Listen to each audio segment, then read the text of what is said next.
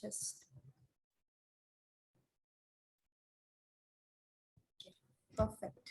I think we are good to go. A very good afternoon. A very good afternoon, sir, and everyone watching us over here. This is Jayashree Padgiri from the outreach team of Advancing Northeast. And before we move ahead, I'll begin with a little introduction of what Advancing Northeast is for those who are still not aware about our initiative. So Advancing Northeast is a one-stop solution portal tailor-made for the youths of Northeast in the field of employment, education, and entrepreneurship. So it is a digital initiative ideated by the Northeastern Council, Ministry of Development of Northeast Region, and implemented by Northeast Development Finance Corporation, NETFI. It is a guiding light for the youths to make informed decisions on career and livelihood. And so to continue our quest, the portal has been bringing forward globally benchmarked professionals just for you to meet all your career-related, job-related queries and all your questions and doubts.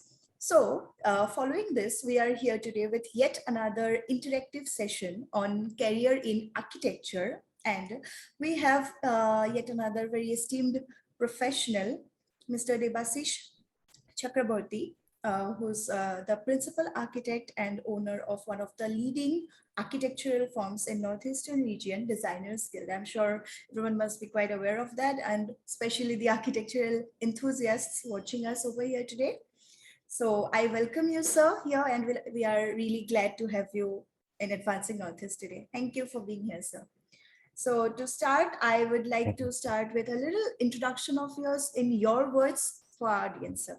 Please. Yeah, thank you, Jayashree. Thanks for inviting me into this lovely program, Advancing Northeast. I hope I can, through my little bit of speeches, I can contribute something beneficial to the society and all.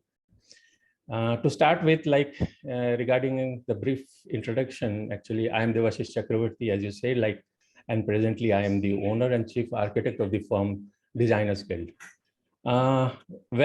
Designers Guild, with its present age of 56 years, is one of the oldest firms in Northeastern region, which was established in the year 1966 by the late founder, structural engineer Indrajit Borua, and IITian passed out from Kharagpur, and thereafter included architect Dilip Bora into the firm, who is no more. I mean, both of the personalities, they are no more. So now Designers Guild, since its inception, since its origination, it had inculcated a unique vision at the root level itself in design and planning process.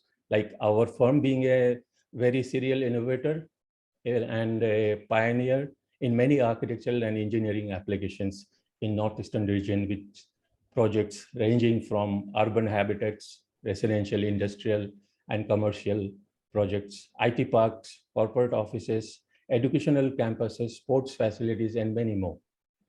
Indrajit Borua and architect Dilip Bora always had a dream that the goodwill and legacy of this firm should be taken forward with the best of ethic and vision. And eventually, they had discovered me, they had accepted me inside their heart's content and soul's content. Indrajit Borua is, you can say, he is my guru, my godfather. And with his preachings, blessings in life and profession, and the blessings of Sai Baba, of course, I got the strength and still getting it in order to head and continue the same legacy with a constant endeavor that Designers Guild, this firm, scales up to the highest level in architectural and research and practices with the best of design and professional ethics. Yes, sir, absolutely wonderful. I'm sure they are so proud that they, put this legacy in the right hands. And that is why Designers Guild is where it is now. So, yeah. So, sir, tell us about your journey, about your school, graduation, post-graduation, and everything. Yeah. Actually, let me tell you, I was born in a small town called Bilasipara in Assam, in Dhubri district. And I was brought up in Guwahati and did my schooling from Nichols Higher Secondary School. And after completion of my class 12, I appeared for the Assam Joint Entrance Examination, where I stood 68th in rank in the entire state. Like availing two numbers of scholarships, I finally opted architecture in NIT Tiruchirappalli, Tamil Nadu, which is one of the best known colleges after the IITs in India. I completed my BArch in the year 1997 and was fortunate enough to serve for the University of Cambridge, UK, in doing a research and documentation project for one of the temple cities in Tamil Nadu. So I did my graduation and I completed my BArch from NIT Tiruchirappalli. So that was my last stage of education. I mean, I never went for a postgraduate. That is another great inspiration for everyone watching us, because people have this thinking they must do post-graduation or they do not have the scope. But the example is right here that if you want to do it, you can do it. So coming from top notch, doing your architecture course from Sir NIT, you said, right? Yes. Yeah. So yes. NIT, coming from NIT, how's your afterlife has been after you became an architect? How's your daily life as an architect? And also, sir, you are an interior designer, right? Interior designer, and you also have your expertise in consultancy. So tell us about it, sir, your daily life. Yes. See, the daily life, as it seems, like sometimes you can say for us, it's lazy, and sometimes it becomes very crazy. So depending on the amount of job, you can say like depending on the task and the assignments on the projects we get. You know, Jayashree, like for architects like us, whether it be in architecture or interior design, we always have a tendency to perceive, measure, and look everything with respect to its function, style, proportion, and aesthetic also. And I feel that is why we are either wanted or never wanted, either at home or in the professional practice. You know, like otherwise life is pretty good and interesting so long as we are keeping up our innovations in design, and so long as our clients keep us paying. Absolutely, sir. So it requires a lot of creativity, art, and everything. Absolutely. When you are in this field. Yeah. And that is indeed beautiful. So what attracted you to this sector, sir? I know it's lazy and crazy, just like you said, but what is the main point that took you into this sector and you found it that you want to do it? And also, sir, can you brief us about this sector, like the levels, the skills, and the subjects and top colleges you have already mentioned? Yes. Right. Yeah, Jayashree, like I still remember when I was in the 9th standard, I used to watch a Doordarshan TV serial, you know, at 10:30 p.m. at night after my studies. And I was very crazy about that program particularly. And that program was based on all the famous buildings of the world. And that attracted me the most. I just used to wonder how those tall skyscrapers, multi-storied buildings, and then the tensile structures and such unique world-class football stadiums, how they are created in the world. Like the entire episode made me to perceive architecture in a very glamorous way, you know, and the myth that this discipline fetches a lot of money, that made me super confident, and eventually I got attracted.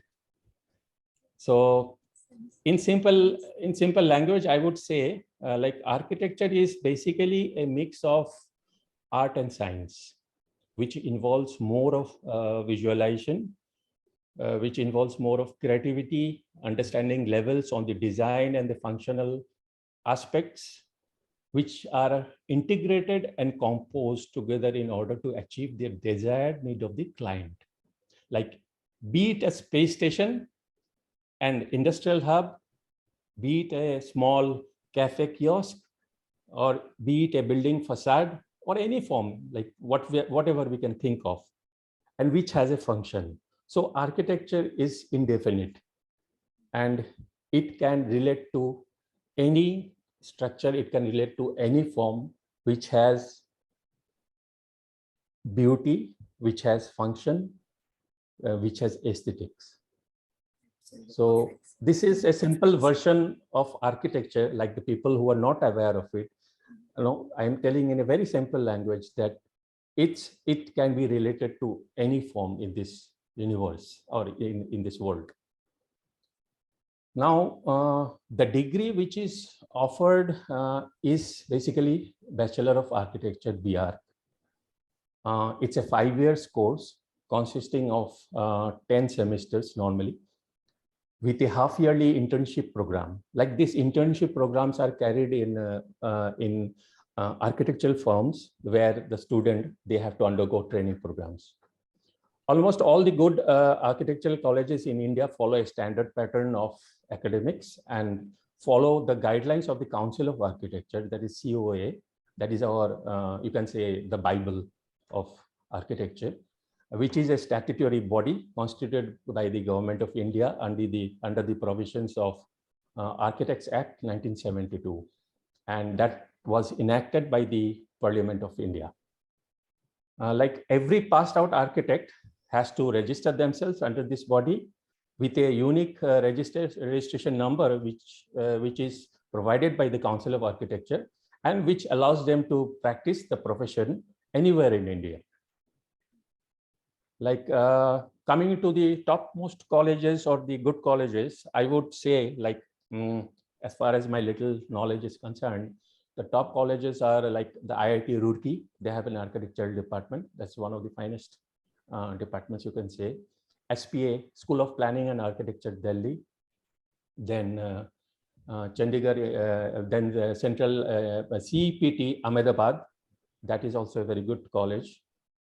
Then NIT Tiruchirappalli, then Manipal Institute of Technology, then Sir JJ College of Architecture in Mumbai, and then you can say like IIT Kharagpur has a good department of architecture, SPA School of Planning and Architecture Vijayawada, and then NIT Calicut also. They come into these colleges, basically they come into the top list. Topmost colleges, okay, sir. So, sir, an eye for visualization and client management, art, knowledge of science and everything. All these qualities and skills are required to get into this top universities and colleges and then to pursue career as an architect, right? Absolutely, because for pursuing a career, like if you can get admitted into these kind of colleges, these topmost colleges, it becomes very easy, and moreover you get a lot of exposure in becoming a good architect, as well as you get a lot of opportunities in various jobs and various multinational companies. So all those criteria are sometimes fulfilled. Like, I mean, students also prefer like joining any corporate sectors or multinational companies who hire architects. So the campus placements over there are quite good. Okay, sir. So, sir, since you have already talked about this, you have brought up this thing about jobs, industries, corporate sector. So tell us about the scope, about its, opportunities, the industries associated, the main industries. People are not really aware. The students are not really aware where to, find the job roles and everything, and the internship opportunities as well. So, what are the prospects, sir, in this field? Yeah, I would say like the scope of architectural practice and pursuing this profession is quite high nowadays, with the kind of demand, and the advancement in the real estate sector and infrastructure projects, especially like they are coming up in such a massive way in India. Now, considering the potential, the current potential, architects are also engaged in various corporate sectors, semi-public and public organizations as in-house resident architects, etc., with good pay packages and all. Mhm. Challenges are, of course, there in every field. Like, it's not necessarily architecture. In every field, challenges are there with the continuous process and development of the society and the country. Design methods, construction technology, and new materials, like, in architecture, they go hand in hand and keep on, every day they keep on developing every year worldwide. And finally, eventually this becomes a challenge in the industry, where the architects have to realize the necessity and adopt the changes and adopt the techniques, the changes, the design methodology, and they should adopt it in a very positive way. Yes, sir. Yes, sir. So I would say that we have to go across. Like, as for me, like, the first time when I learned the software in my college, and now when I see the kind of software which is being used in architectural practices, it's heaven and hell difference, and a lot of advancement has been there. And those packages during our times in college, that's what we have learned. And the current packages in softwares which are that the young generations are pursuing, those are, those are quite developed and faster in outputs, the faster in and coming out with the outputs. Yes, sir. So that's it. Yes, absolutely. So technology has also have had a very big difference, I think, sir, from your times and now how it has developed, yeah, and everything. Absolutely. So, sir, what's your observation regarding this, the growth of architecture as a profession, specifically in Northeast India, if we have to say? Yeah, I would say growth rate in Northeast is quite minimum in nature, but it has doubled within the past 5 years. Like earlier, it was quite negligible. It was very less. So but the past 5 years, it has increased and it has almost doubled. Like, we have our local body in Assam, we have our local body and association, that is Association of Architects Assam. Since the past 4 decades, past 40 years or so, this association had been formed in Assam, where we pursue, like, where the association plays a lead role in establishing and knitting all the architects in Assam with the best of professional ethics and best of architectural practices, and who all are registered under the Council of Architecture. So they are able to be a member. They are allowed to be a member of the Association of Architects Assam. Again, I would say, with the introduction and establishment of few architectural colleges in Guwahati and Shillong also, like Nehu has an architectural department, Northeastern Hill University has an architectural department. Almost 180 plus students, architect students, pass out every year. Now, the biggest challenge arises when it comes to accommodating this quantum of fresh architects every year into this profession. So that is the biggest challenge. Like, how many and what all are the various job avenues and possible vacancies and employment opportunities for the fresh architects in this industry? So that is the biggest question. And I feel we have to really and seriously think on it, because there should be a pattern, a mode of, there should be a mode and a system where these new architects who are coming up or who are passing out from the college, they are absorbed. So likewise, like like the architectural firms here in Guwahati, Guwahati and other states also, like they always hire architects on internship basis. And sometimes, like, if the student satisfy the architect, he is after passing out, he gets a permanent job in the firm. So some of the architects, they hire architects in that way. Okay. But we have to see the final thing. Like, there has to be in when you think about bigger scale, like, we have to think some kind of avenues, like the corporate sectors or the multinationals, whoever come in Guwahati, they can hire architects. So we have to search for those kind of avenues. Yes, sir, absolutely. You've addressed here a very important point, which is actually the main concern of the budding architects right now, because the job opportunities in Northeast India or in Guwahati are not that wide as in outside of Absolutely. Assam. Yes, sir. So that needs to Absolutely. be addressed, yeah, in the earliest, and the system needs to be systematic. Yes, sir. So, Right. sir, coming down to now what Designers Guild is doing. Designers Guild is also taking architects, architects and everybody, artists, to work in such beautiful projects, and it covers some top-notch clients of the Northeast region. You have Reserve Bank of India, you have State Bank of India, and also you have also Northeast Development Finance Corporation, NetFi, as Yeah. your client. So many industries of repute. So, sir, tell us about your role here, how you have been looking after everything, your association with all of this, your clients and everything in designing, consultancy, and obviously architecture. Right.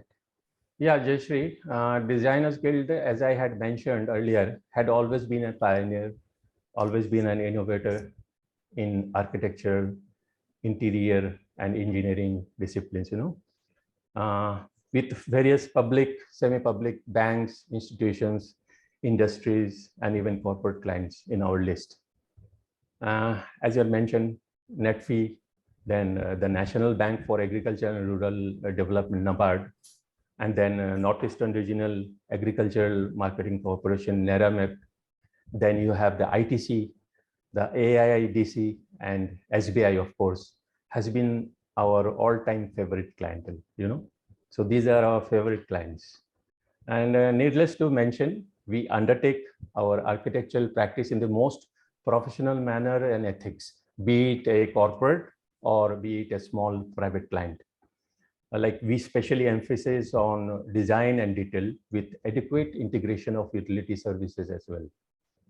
Like apart from the buildings and architecture, Designers Guild has a distinctive credibility in the field of interior design and exhibition as well, with specialization in various projects.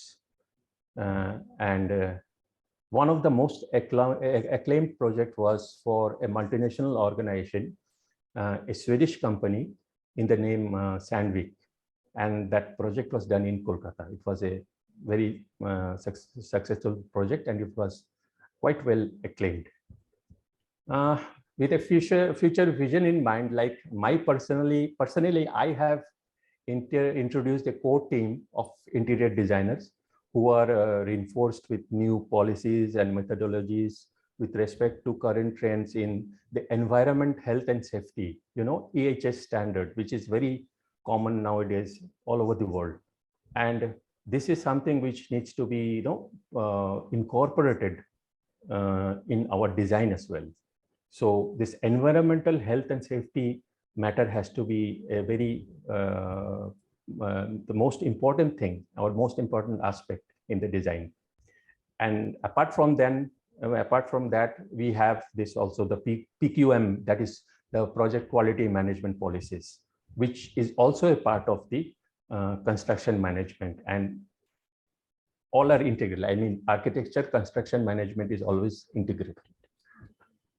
Yes, sir. So if somebody wants to work in a top firm like Designers Guild, so there's what are the minimum qualifications, experience that you look for, or if somebody is really look forwards to working over there in such a beautiful work environment, what would you suggest to the people who want to get into this field and want to work in such top firms like yours, Designers Guild? Just taking an example. See, we don't have any criteria as such. Like, see, the basic thing is that the basic criteria is that he needs to be a BR. I mean, he has to be a Bachelor of Architecture, and he should possess the Council of Architecture certificate, also registration also. So that is the basic criteria appointing. And moreover, we have to, like, we hire architects, like depending on the kind of task and assignment we are doing. Like if it is a very complex task, if it is a voluminous task, we need more architects. In that case, we have to hire experienced architects, maybe 3 or 4 years, or maybe 5 years or 6 years.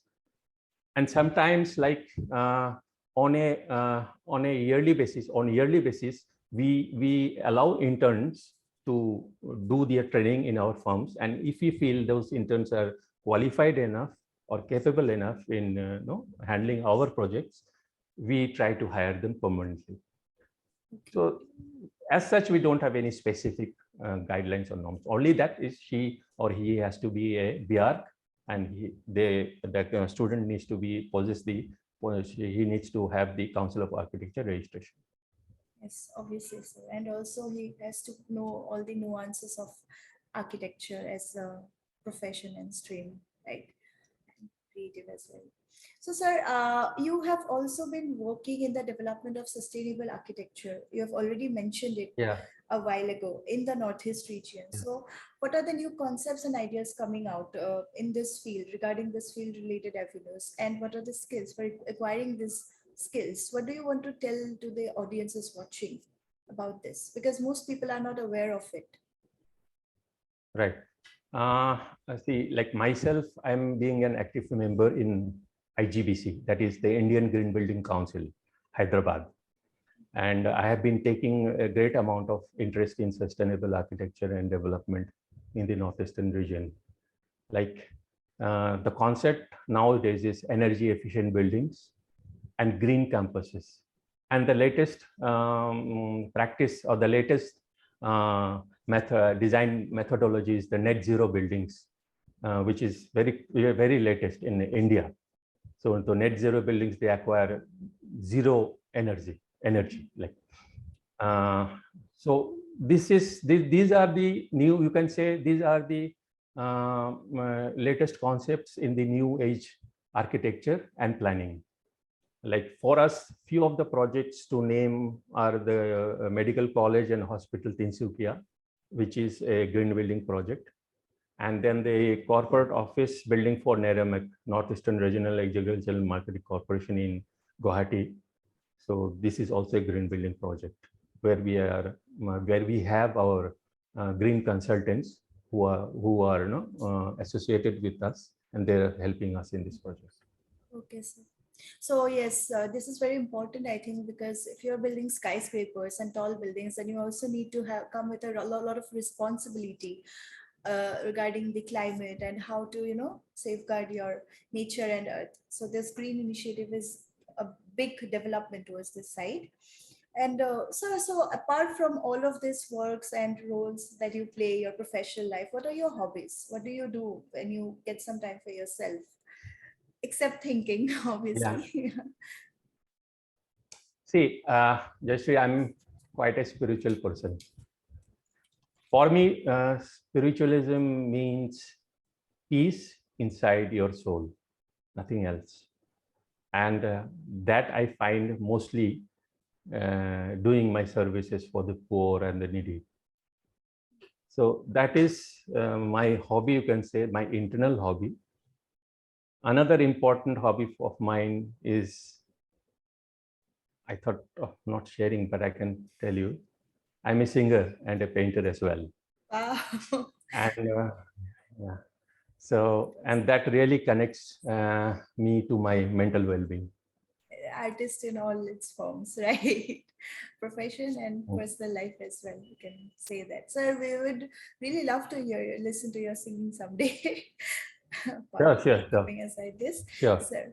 So, sir, also, next question I would like to ask you, what do you like to tell the students who generally, they get confused on how to streamline their areas of interest, how to prepare for this side?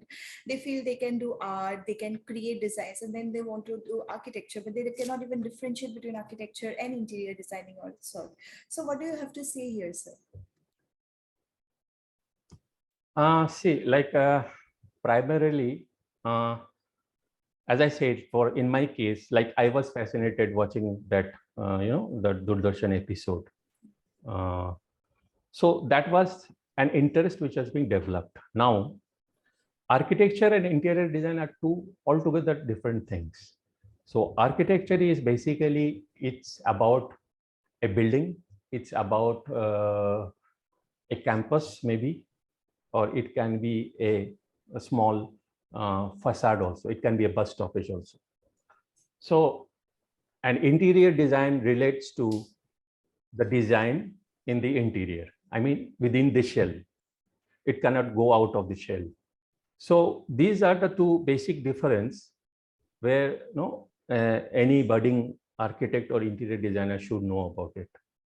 And you see, like basically the student has to have that zeal and the interest, and he has to have that amount of, he has to have that sense of visualization, he has to have that sense of creativity and the thought process as well.